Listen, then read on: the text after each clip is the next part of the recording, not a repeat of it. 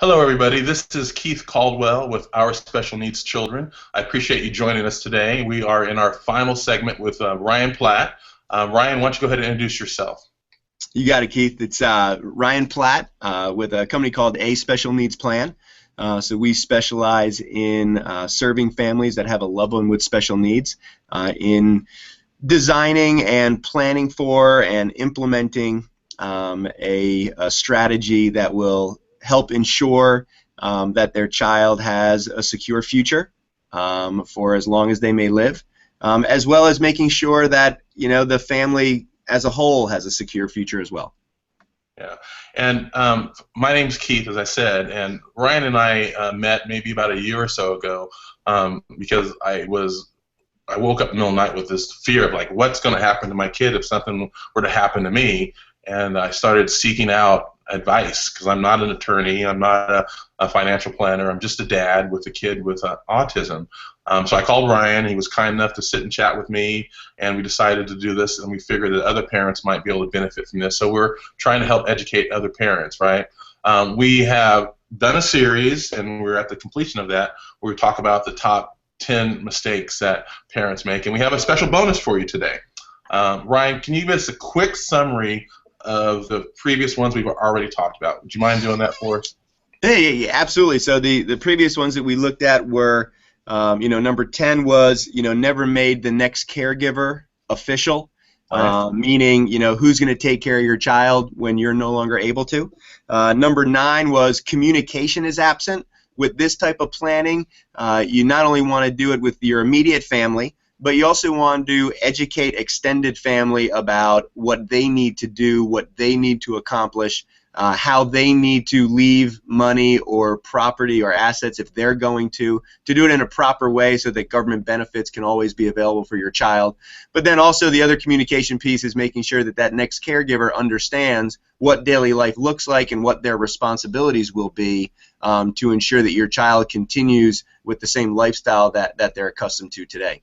Number 8 was understanding Social Security and how Social Security functions and the different, I guess, what I like to call areas of Social Security. So, for example, many children will, who have a disability will be able to, if you structure everything properly, qualify for what's called SSI, Supplemental Security Income, when they reach the age of majority, which is 18 in just about every state. But when the parents or the caregiver or legal guardian is going to be making their retirement decisions, and you're going to be choosing your own Social Security retirement, well, many times or most of the time, your child's benefit will change based upon your decision about your own retirement benefit. So you need to understand that and make sure that you understand the impact that could happen there.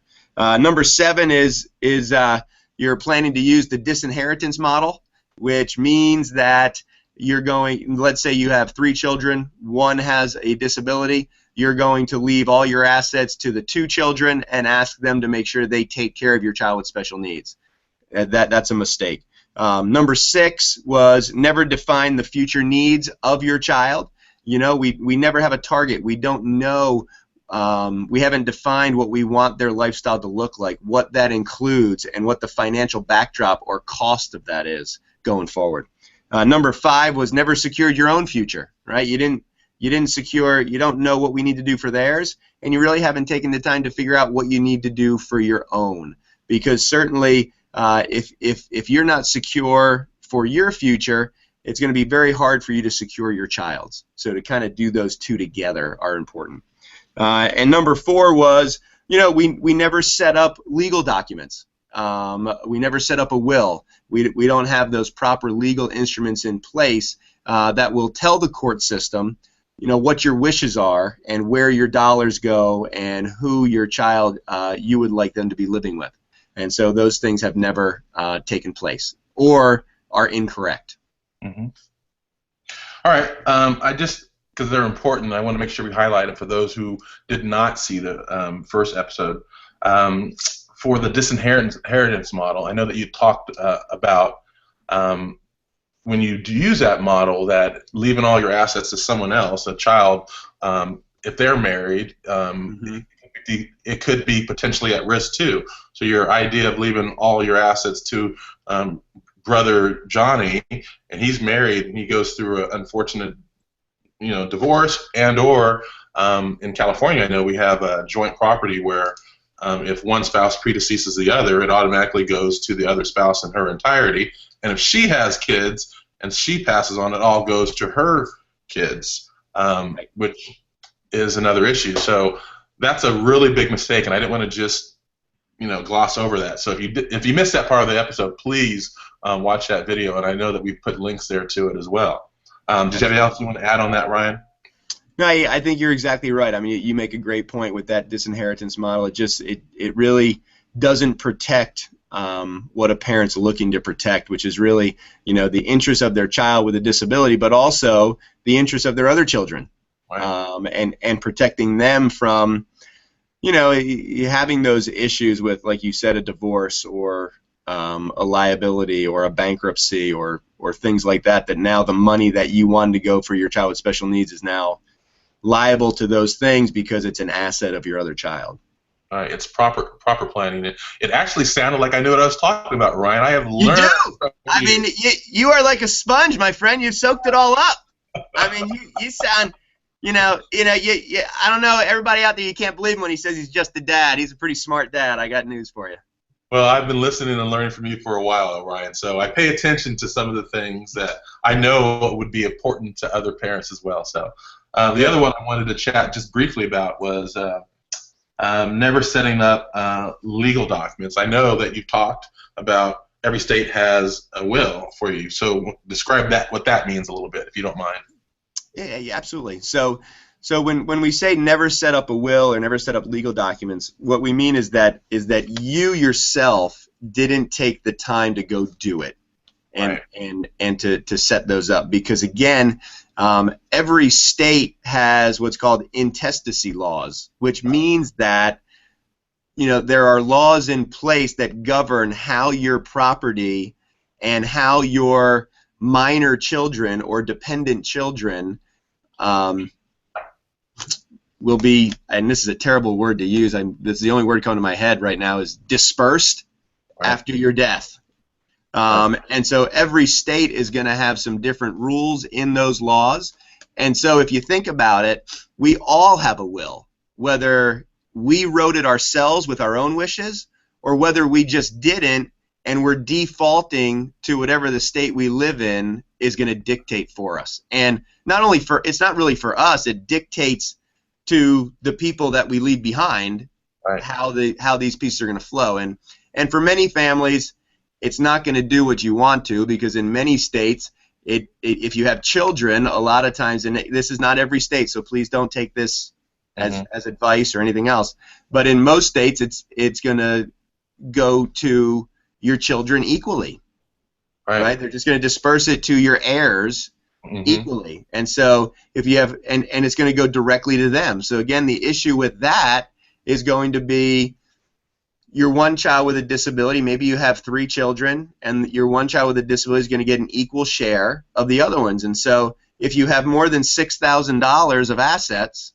right. then all of a sudden divide that by 3, and we have more than the $2,000 asset limit that they're allowed to have and still qualify for these necessary government benefits, which includes an income on a monthly basis and includes Medicaid services or Medi-Cal right. in California that help to provide not just medical care, but even some transportation and supportive employment services and home and community-based supports and housing services. So it's really a lifeline to their lifestyle. And if we don't have a will, in most cases, they're probably going to lose those benefits.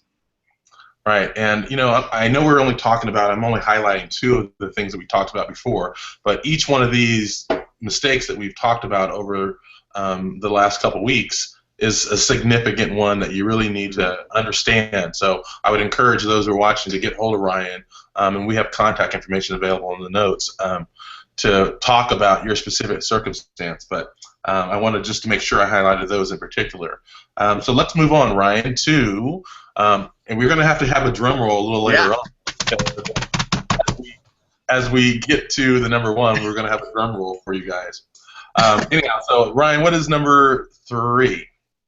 Number 3 is one of those items that can definitely get overlooked. It's kind of a we don't think about it too much. It's not one of the big items that we think about when we think of planning. And so what it is, it's we never adjusted our beneficiary designations. And although that's a long sentence, it's kind of small pieces, right?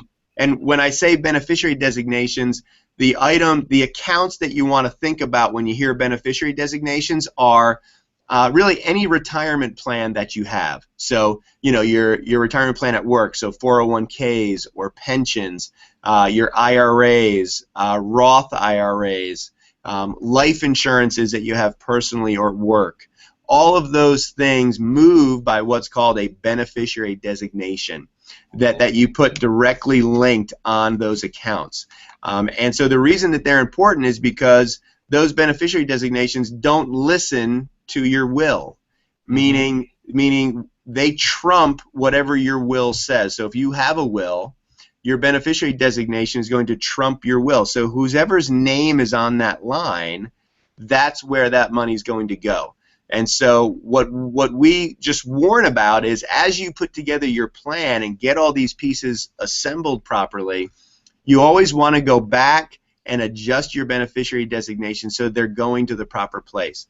There are so many instances where we see someone pass away and their ex-wife is getting the life insurance money, or 2 ex-wives ago. Or ex-spouses. Hold on. I've got an ex-wife. I got to check that for myself. Yeah. and or ex-spouse. I shouldn't say just ex-wife. And so it's going to where you not want to go. Or we've left it to, we want to leave it to our 3 children in equal shares. Sometimes that's on there. Or you just put your child's names on there in equal shares. Again, that's going to be a mistake in reference to if your child needs government benefits and you're trying to keep them qualified.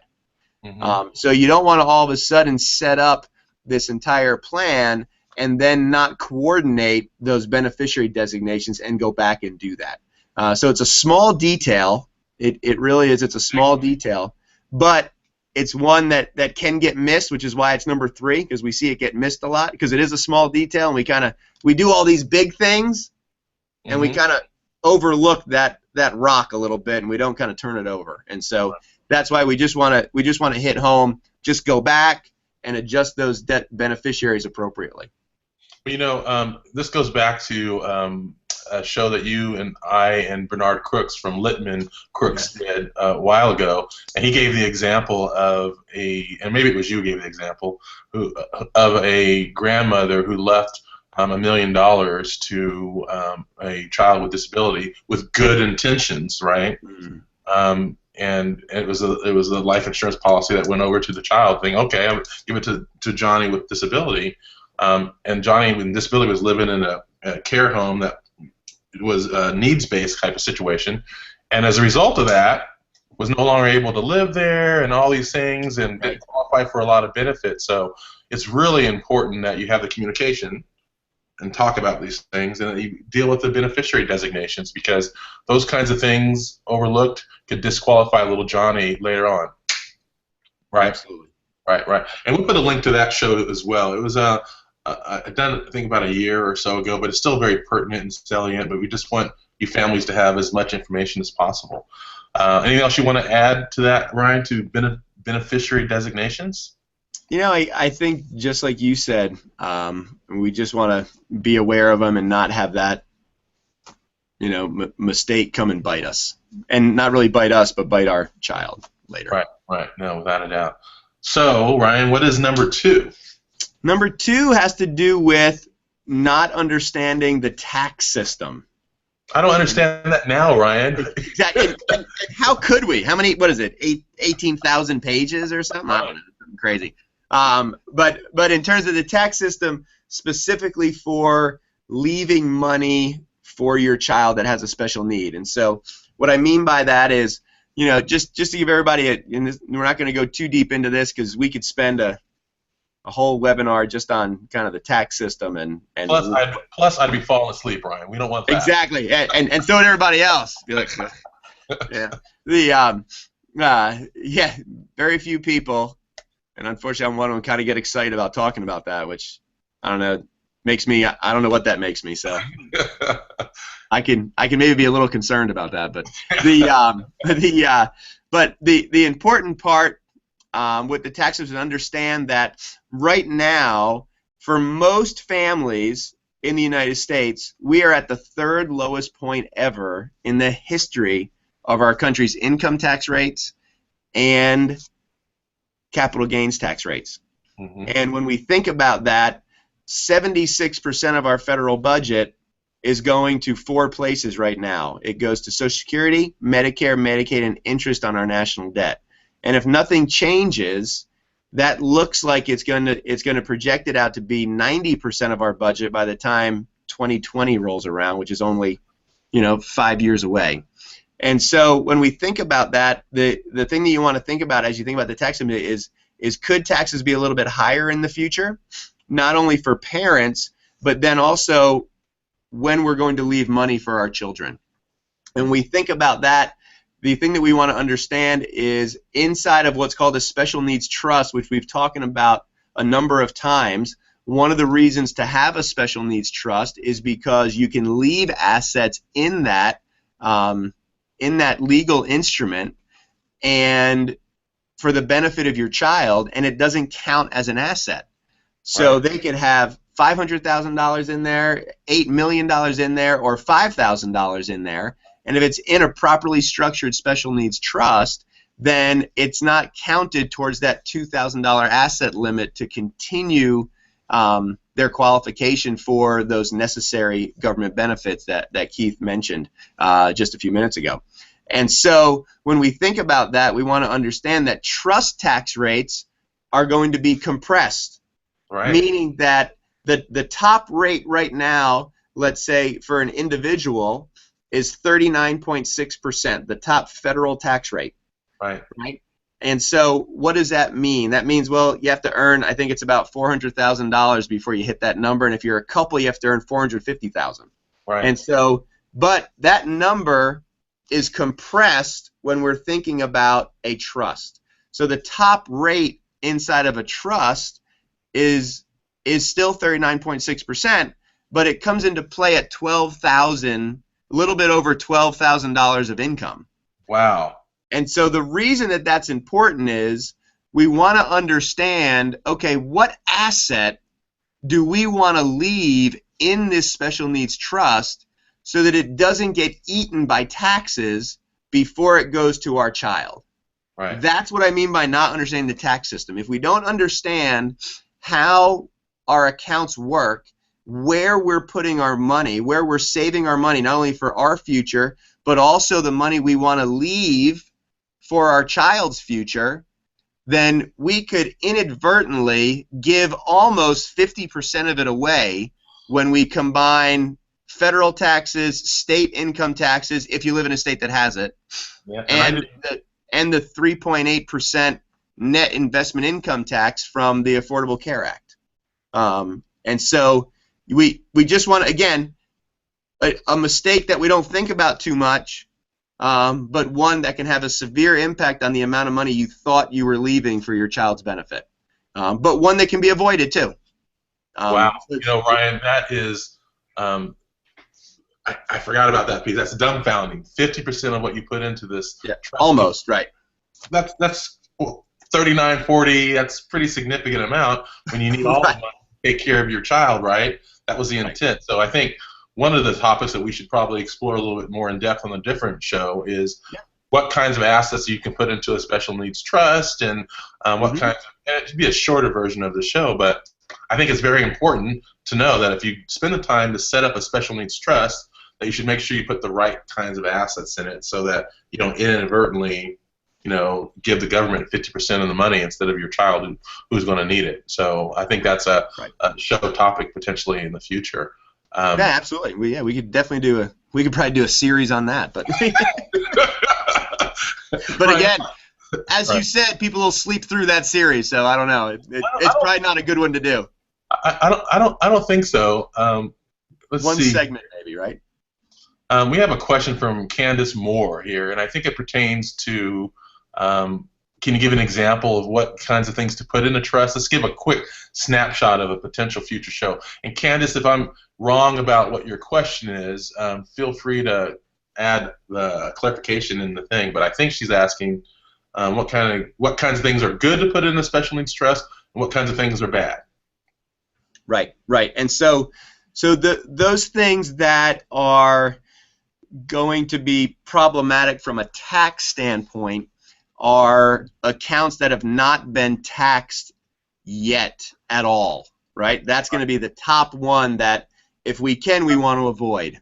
Unfortunately, that's the one that most everybody saves our money in, right? It's called a 401k or an IRA, right? Because you've been putting pre-tax money in, it grows tax deferred, and then when you take it out to live on yourself, Right. you pay ordinary income tax on it. Right. And then when you pass away, that's an account that goes by beneficiary designation. And so if we leave that in the trust again, and we're not going to go through this all today because You're right. An IRA that is inherited to another generation changes a little bit. It's called an IRA BD, or beneficiary designated IRA, and all of a sudden you have very specific rules on how you have to take that out, and some of those rules are not applicable inside of a trust or inside of a special needs trust, so then you're limited in terms of how you have to take it out. And so the basic idea is you're basically forced to take money out inside of a special needs trust when it sits in that kind of inherited IRA. So you're forced to take money out more quickly that's never been taxed before. So all of a sudden, if we left, a $400,000 IRA, because that's where we saved all our money into a special needs trust, and we have to take it out over a 5-year period, well, that's $80,000 we have to take out and move it to another account that's owned by the trust. But when we take it out, we have to pay tax on it, and all of it's taxable as income. So anything above $12,154 is going to be taxed at 39.6% plus your state tax rate plus the 3.8%.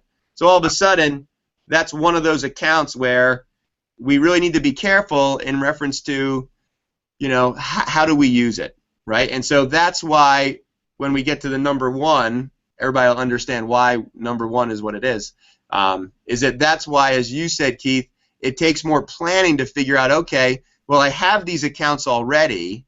That's okay. You're not, and pardon the phrase, but you're not up a creek without a paddle yet. Right. And this is awful about what I'm going to say, and I'm going to say because you're not dead yet, so there's still stuff you can do, right? There's still things you can do to alleviate or reduce that risk of your money going where you don't want to. It's if you have the ability to catch it ahead of time, understand it ahead of time, there's always things to do to reduce that risk, to make sure more of your money stays with you and to your child the way that you need it to. So that's just one example. I'm going to give a plug to you and people like you, because you've been fair and honest and shared very valuable information to us parents out here who need it. And you have a link on your website that helps ask the right questions of people when you're looking at a professional. This is absolutely one of those areas where you need to make sure that you hire someone who knows this area of law, this area of specialization, not just a financial planner who knows about stocks and bonds and mutual funds and a little bit about tax law, but someone who understands the implications of government benefits and the impact on qualification and the future of tax laws. So Ryan's an expert in those areas, and if you don't like him because he's lives in North Carolina and you want to use someone else, he does give you the benefits of asking the right questions. But we want to make sure you hire people who know this law, because your kid is too important to not get it right. And as I hear you talk about all these little mistakes, not little mistakes, mistakes, I go, wow, any of those things can come back to bite you. if someone's not dedicating their time and their efforts to really understand those laws and how they impact our kids, then that could be very problematic at a time when you're no longer there to take care of the child. And I think that's the most scary thing for me. So I'm giving a plug to Ryan because I met him, and well, not met personally, but I've met you over the internet many times. Right, many times. And he specializes in it too. So that's a plug for you, Ryan. And I don't want, if you have anything else you want to add on the tax code, I know it's a very exciting topic for most people. But if not, we're going to move on to number one, and I think we're going to get a drum roll. Do we have a drum roll here? Oh. We've been practicing that, Ryan. Nice. I feel like I'm on the Late Show or something. I don't know. Like, this better be good. Is all I'm thinking. Like, man, this one better be good. And what is the number one, Ryan? It goes back to that special needs trust and the plan, right? And so the number one mistake is, I have a special needs trust, I'm done with the planning. Right. Right? And so that's one of the, I think that's one of the biggest mistakes, is just, hey, I went and got a special needs trust. I'm done. Planning is over. And I think if you guys listen to the other two that we just talked about, and if you listen to the other 7 on this, you'll have a good understanding that the special needs trust, no doubt, is for most families. Right. I never want to say all, but close to all, is a core piece of ensuring that your plan happens the way you want to. I'm not discounting the special needs trust at all. Please don't hear me when I say the mistake is believing that since you have a special needs trust, you're done with planning. Please don't take that as, oh, I don't need a special needs trust. No. That is a core element, but it doesn't mean that once you have that, planning is over, right? Once you have that, have you gone back and changed your beneficiary designations? Do you know what account to put in there? Do you know how to manage that special needs trust? Do you know how to get a tax ID number for it? What does that even mean? Is it alive today, or is it living in your will? Who knows about it? Who else might leave money that needs to know about it? How do you tell them about it? Right. You know, how are all these things linked together so that your special needs trust works the way you want to? And the way you want it to work is to ensure that your child has the lifestyle you want them to have. Right. That's what it's all about. But if all you have is one document and you haven't connected all the other pieces, I'm not going to say it's probably not going to happen the way you want to, but the likelihood is far less that the vision you have is going to take place if all you've done is done the trust and haven't gone through the other pieces of the puzzle and coordinated them all together. Because they're all related. Unbelievably so. Right. And so the special needs trust is important. That's one of those silos that you need. But again, it's just one core piece. You know what? And that's what I just want to make sure people understand. I had a thought right when you were saying that when someone does a will, they do a will, they don't do it only one time. They do it as their life changes, as their circumstances change, right? This special needs trust is one of those things that you should be considering and evaluating regularly. Let's see if I've learned from you, Ryan, over the last couple of weeks. Let's say you get a new job, right, and they give you this corporate life insurance policy, and you just quickly, easily just equally to my 3 kids, right? Without going back and reviewing that, now all of a sudden you potentially disqualified your child for government benefits. So I think there's a need, just like you would with the will, you should review your circumstances to make sure, right, that you're doing it properly. Does that make sense? Yeah, no, you're absolutely right, because as you said, you really have to review the whole thing, right? You have to review your household circumstances, just like you said, kind of as they change, because we know they do. The development of our children change. The life of our other, the life of our other children, if you have more than one, right? You have and I hate these terms, but this is what we all use, right? We have one with a diagnosis and one that's typical. which I don't know what the heck that. I've never seen one of those before. But that's good. I mean, I know we've all cut the neuro off of that word, right?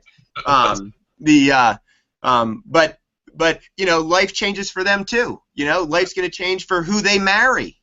You know, maybe their spouse, maybe they marry a jerk that doesn't want to engage with their sibling, and that was the person we expected to kind of step in for us. Right. What does that mean? Okay, that means we have to change things. We have to think through things in terms of what's going to happen. And so, depending on where we are in our lifestyle, and I've had a family where, you know, there was 3 siblings, or there were 4 siblings total. One has a diagnosis, right? Well, all of a sudden, we did the planning. We got everybody as trustees and in the trust, and we got money flowing to the right spots. Well, all of a sudden, the main sibling's gonna move to another country because her husband's gonna start a startup halfway across the world with their 3 kids. So she's kind of out, you know. And then one had her own health issues. She's kind of out. And so again, just life changes, and as you said, Keith, it's always got to be updated, not only on a family level, but also rules change, right? The special needs trust laws change, tax rules change, government benefits rules in almost every state, as we know, change, and seem like they're constantly changing because states are trying to figure out how to pay for things, right? Those are the budgets that we're talking about. Those are taxes that we're talking about. And so, you know, those are pieces that we need to continually stay on top of to see if, on a macro level, if things are changing, do we need to adjust things on a family level, you know? And then if they're adjusted on a family level, do we need to adjust our plan, not only our plan, but also the actual documents that are going to be a part of it. Right. You know, that just sort of leads me, Ryan, to, you know, what I think is one of the very important mistakes that parents make, and I can say that myself included, is that as well. The number one plus is we do nothing, right? We let life continue to move on. We have other kids, we have other commitments we want to get around to, we'll plan to do it next year, when I have the extra money, when I have the extra time, when I have this, when I have that. I know that to be the fact. I mean, I had every intention to get that questionnaire back to you, but I got busy with my son, I got this, I got that. All these things happen, and I think that's something that we have to be on guard against. I mean, would you agree with that, Ryan? You know, Keith, you're probably right. I'm probably wrong. That probably is the number one, the number one mistake that we all make. We all. Yeah, we all do. We all do. I do myself. I mean, we all do. I got news for you guys. I'm a really vulnerable person. I'm real honest. I've been telling my attorney friend that does all my work for my families that my wife and I are going to come meet her to update my stuff because it's been 10 years. 10 years. Right. 10 years. Right? You know, right. I mean, believe me, I look in the mirror and I understand that we're all busy, you know, and I haven't even made that meeting yet. So it's not that I don't understand where everybody is, but the one thing is, at least for me, I know that the documents are there and I know they're still going to work. Right. Are they exactly what we want? They're pretty close, but they could probably use some tweaking. But at least I know that in general, everything's going to happen the way that we expect it to, if something does happen. Could they be tweaked a little bit? Yes. But so when I think about that procrastination, I understand it. I think we all live it. I think we all believe, and you have to believe this in life, or else you're never going to leave your house and get out of bed. We believe, well, we have to believe we're going to have a tomorrow. Right. Or else as human beings, you'd be paralyzed. You wouldn't leave your house. Right? You couldn't go anywhere. We have to have faith that we're going to be here tomorrow. The unfortunate part is some of us won't be. And that's just the reality. Most of us will be. Right. That's the reality too. Everybody has to kind of find, where it is in their own time and how that works. I know, Keith, you have stories about that. For me, a personal story for me, and I'd love to hear it. If that's okay, you don't mind sharing it, because I think it's impactful. Yeah, I mean, this is probably going to bore people to tears, but for me, I mean, it happened when I was 21 years old. I was a senior at Wake Forest University in Winston-Salem, North Carolina, and I was starting to feel sick, and so I went to the Student Health Services, and they gave me antibiotics. They said I had pneumonia, so I started to take the medication, and during that week, I started to feel worse. I couldn't sleep on my back because it felt like knives were coming through my mattress and just stabbing me in the back. I would be short of breath just kind of walking around, and I was pretty in shape then. And I couldn't open the door with my left hand anymore. I had to swing them all open with my right hand. During the week, and hopefully nobody's close to lunch. Well, they are if they're in California. But during the week, I would cough up blood, actually, more and more blood. And then on that Saturday morning, I woke up gasping for air. It's an amazing feeling if anybody's ever had it. There's air all around you, and you can't get any of it. It's an amazing feeling that I don't want to have again. But my friends heard me kind of, mulling around in my room, and so they came in and they called 911, and ambulance came, brought me to the hospital. Friends followed, and the doctors came out after a long time and said, I think you should call his parents. He's got about a 50% chance of living through the night. And whenever I tell that story, I always say this because I believe this to be true. And I believe God blessed me that day so that I could literally be here doing this hangout with Keith Caldwell. I really believe that. I really do. And so when parents ask me, when do we do this? When your heart tells you it's time, move on it, and get it done, because that experience has impacted me in a lot of ways. But one way it's impacted me is I'm not able to do some of those insurance pieces that some other people can do because of something that happened when I was 21. Sometimes things are taken away from us. You might not be dead, you might not be disabled, but some options may be taken off the table for you just because of something that goes on. And I hate that for folks when options are taken away. Right, Ryan. I was not bored to tears at all. I was almost brought to tears because of the story, and it was heartfelt. And I told you the story about my friend who unexpectedly had an aneurysm, and she lived, but now the insurance options are no longer available for her as well. And not to get biblical or anything like that, but tomorrow's not promised to anybody. And the one thing that we're encouraging people to do through these series is to do something, right? Start with a letter of intent and just write down how you would want. You don't need to hire an attorney. You don't need to hire Ryan. You just need to sort of think through how you want to communicate your life and your time and your wishes for your child, right? Just start jotting that down.